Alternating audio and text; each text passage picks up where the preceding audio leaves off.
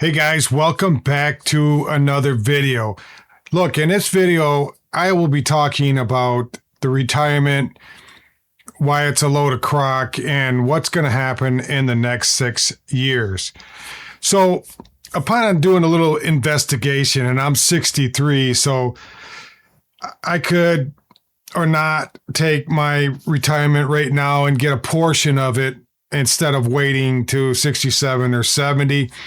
I haven't made that decision yet. Now, from all indications that it's not going to be around that much longer, okay? At least not that we understand it at this point, right? Or that we will receive our full amount when we decide to retire.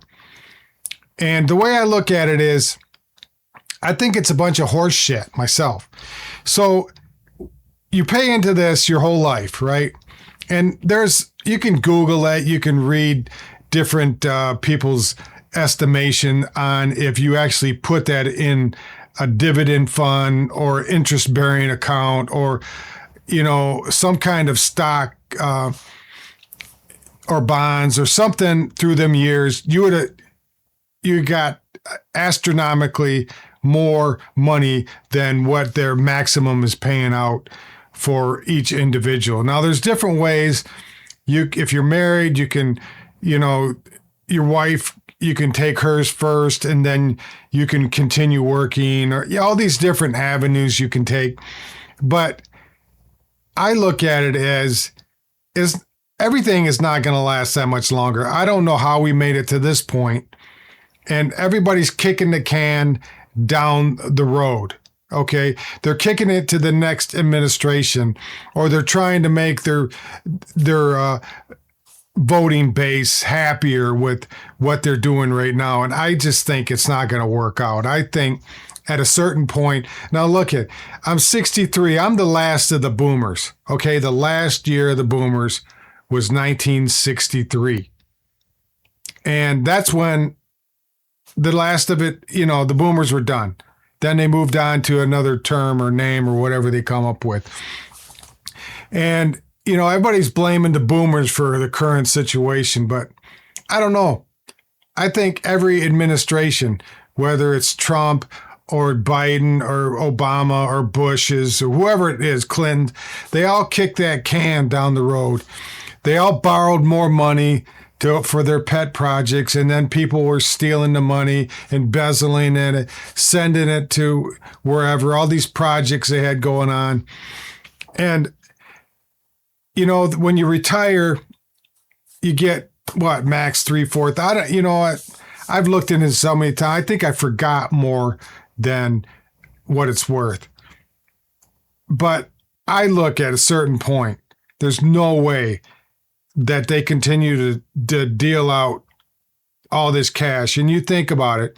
So the last year was 1963, right?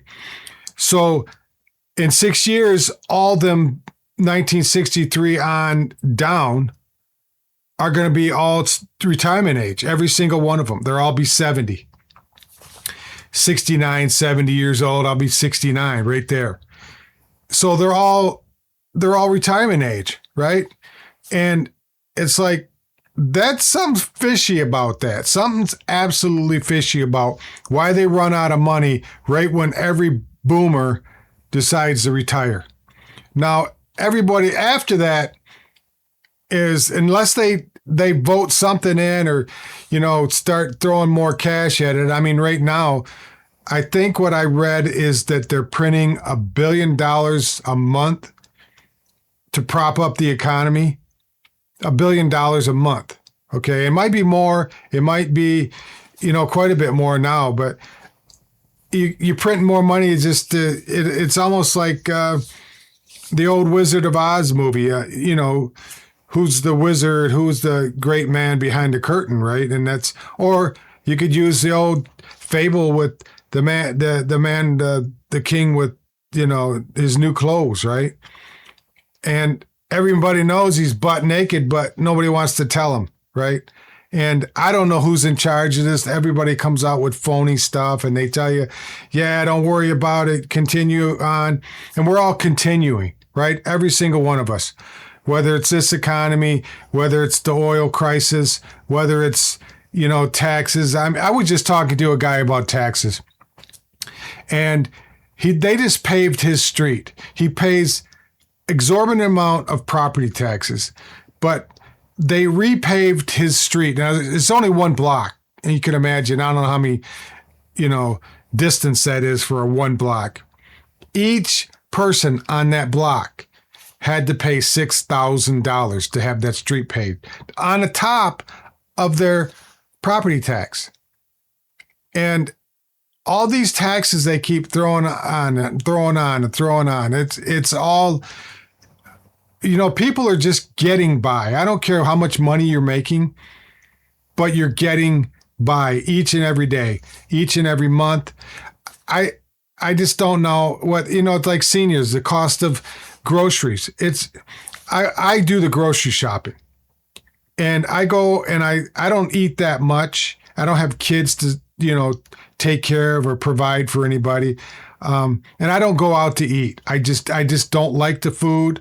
I don't like the service. I don't like any of it. Okay. So I don't go out to eat. If it's a special occasion, Mother's Day, wife's birthday, just to go out for dinner. But I do not buy coffee out. I don't go and get breakfast. I don't, ship out for lunch. I don't eat fast food.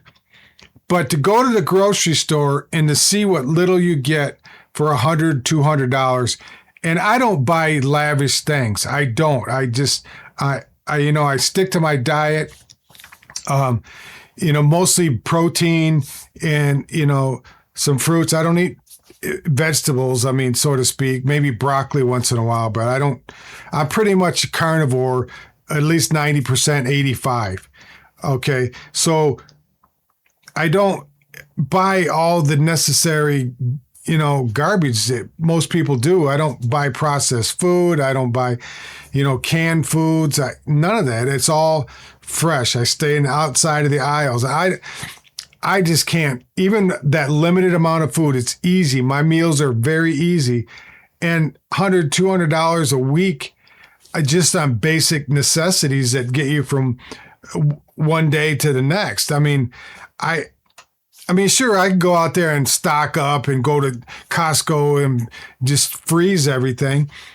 But I find I still have things. I have, 3 freezers, and they're all full. It's just because I buy stuff and I don't eat it fast enough, so it goes in the freezer. Or if I cook something, I'll package it up and stick it in the freezer.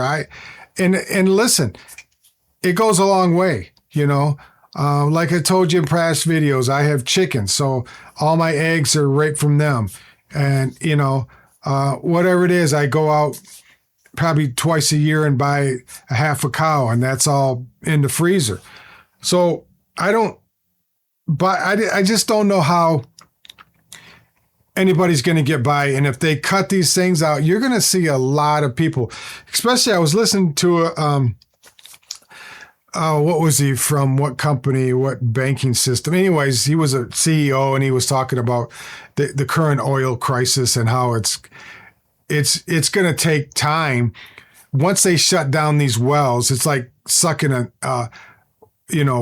water out of a straw. Once you quit, sucking on the straw, the water goes back into the cup, right? And same with this oil. When they don't have pumping all the time, it goes back in the fissures. And they got to do that. How long it takes to get all that oil pumped back up.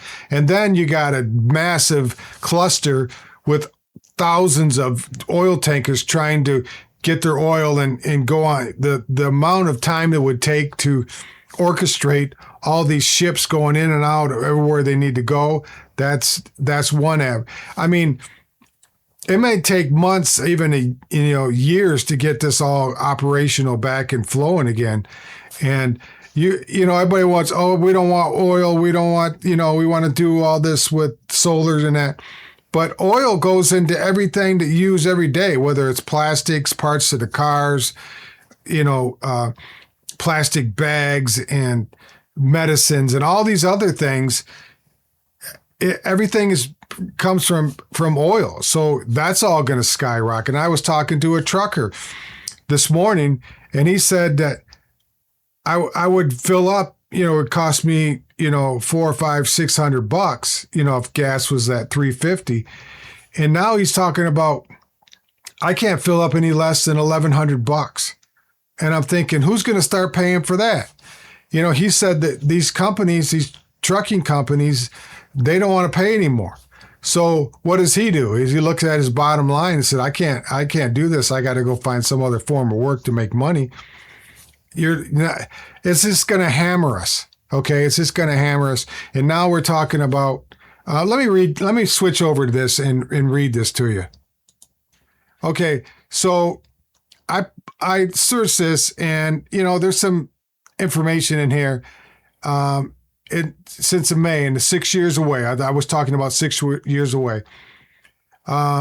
Estimates are slightly more optimistic, 2033 to 2034, okay, and not 32, which is what, 7-8 years? And the trust fund, the saving is 6 to 8 years is when they're talking about the savings account surplus. This is projected to hit zero in 6 to 8 years. Okay. Even the savings account hits zero. People are still working and paying Social Security taxes. That money goes immediately back into paying beneficiaries. Okay.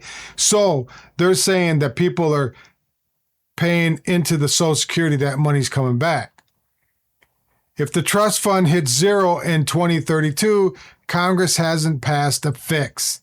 The law dictates that Social Security can only pay out what it collects in taxes. Now, you know that this is the first time ever that more women work than men, okay? More women out in the workforce are working more than men. Men are, I don't know what they're thinking. I have no idea. All my kids, all my boys, they work their tails off. I don't know what the rest of anybody else, but so you're going to rely on people that are getting all these benefits from the government. People aren't working. I just read something about kids coming out of college and they can't find a job. I mean, who's going to be paying all that? So there's no law that states that, what does this say? If it goes to zero in 2032, Congress hasn't passed a fix. The law dictates that Social Security can only pay out what it's collected in taxes. Okay. So the potential fixes, I get in here, raising the retirement age. That's happening. That's happening in 60. That'll go 67. Now they're talking about 70. Listen, the average age of death for a man is 60. I think it's 75 to 76 years old. Okay. Women are 78 to 80. So you're talking the retirement age. You can't retire and get any benefits till you're 70. That leaves 6 to 10 years of collecting. So that's it. That's all you're going to collect. You're working, what? Probably 50. What is it? What's the math? Come on, Mike, do this math. So 70 is, say you get a job at 18, right? 52 years. Am I doing that right? So 52 years, you're paying somebody else to retire, right? And then at 70, you got 10 years of that coming back, which is max is going to be $3,000 or $4,000. That's it. Do the math, times 12, times 10. It's not very much money. I'm telling you, not for how much you're paying in. They already talked about 67. That happens next year. Lifting the earning caps. So if you're currently earning above $184,000 for 26, you aren't paying tax for Social Security, which is unbelievable. And changing cost of living adjustments are calculated as slow growth of benefit amounts. So you don't get a cost of living. Let's say you get $2,000, $3,000 a year, maybe $4,000, whatever the max is, and you don't get a cost of living every year. That's all you get. That's it for 10 years, 8 years, or 6 years if you're a dude. So basically, that's what kind of whole 6 years, all done. Nada, So all us people that are entering retirement, I mean, we don't, it's, if you're counting on that. Now, if you have other if you have a military retirement coming in, or if you have a 401k, or if you have whatever from your business, you're not what you worked in, you paid in all your life, and you're getting that. Probably not a big deal. But for the average guy like me, I've always been self-employed, and I have paid Social Security in. But there's a lot of people that haven't paid enough to even, let's say it's $1,500. I mean, what are you going to do with $1,500 if you don't have any other form of income? There's millions and millions of people that do not have 401ks. They don't even have retirement saved. And how's that going to work out for the general population? I mean, you're going to have just millions of people that are, scraping by or going to.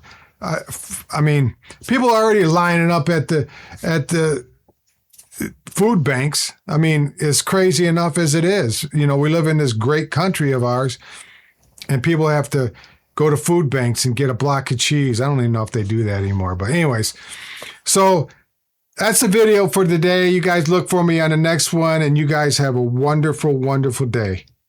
Bye now.